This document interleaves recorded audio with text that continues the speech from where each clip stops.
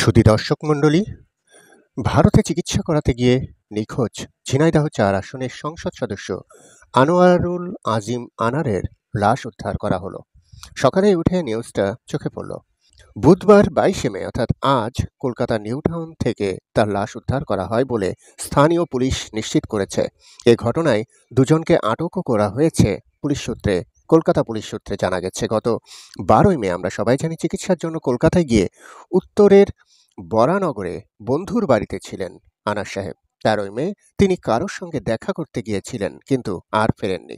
যুগান্তর সূত্রে এই খবরটাই জানা যাচ্ছে। পুলিশের বরাত দিয়ে ভারতীয় গণমাধ্যম কলকাতা ২৪ জানিয়েছে, আনারের শেষ মোবাইল লোকেশন মিলেছিল বিহারে।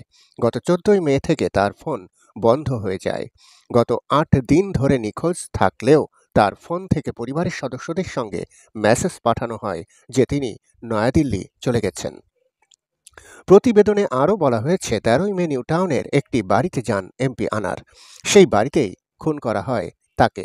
মোহাম্মদ আনোয়ারুল আজিম আনারের জন্ম ৩ জানুয়ারি ১৯৬৮ সালে।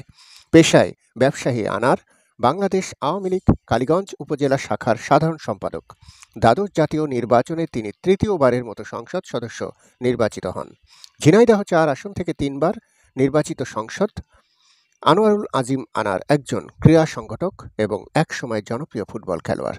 ছাত্রজীবনে আন্তঃস্কুল ক্রীড়া প্রতিযোগিতায় ফুটবলে তার নেতৃত্বাধীন দল কালীগঞ্জ সরকারি ভূষণ পাইলট মাধ্যমিক বিদ্যালয় জাতীয় চ্যাম্পিয়ন হওয়ার গৌরব অর্জন করে। ছাত্রজীবন থেকে তিনি বঙ্গবন্ধু শেখ মুজিবুর রহমানের আদর্শ নিয়ে রাজনীতিতে পা রাখেন। স্থানীয় পৌর নির্বাচন কাউন্সিলর নির্বাচন দিয়ে ভোটের রাজনীতি শুরু করেন তিনি।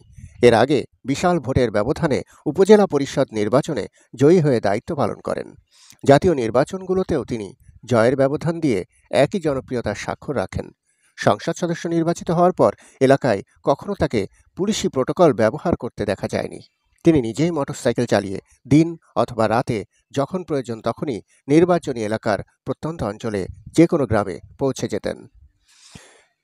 সুধী দর্শক মণ্ডলী, ঝিনাইদহ ৪ আসনের সংসদ সদস্য আনার সাহেবের এই অকাল মৃত্যুতে অবশ্যই আশা করি খুব দ্রুত তার খুনিদের বিচার বা ধরতে সক্ষম হবেন বাংলাদেশ এবং কলকাতা পুলিশ সম্মিলিতভাবে। কারণ এই ধরনের হত্যাকাণ্ডকে কখনোই প্রশ্রয় দেওয়া বা মেনে নেওয়া ঠিক নয়, বা মানাটা অসম্ভব।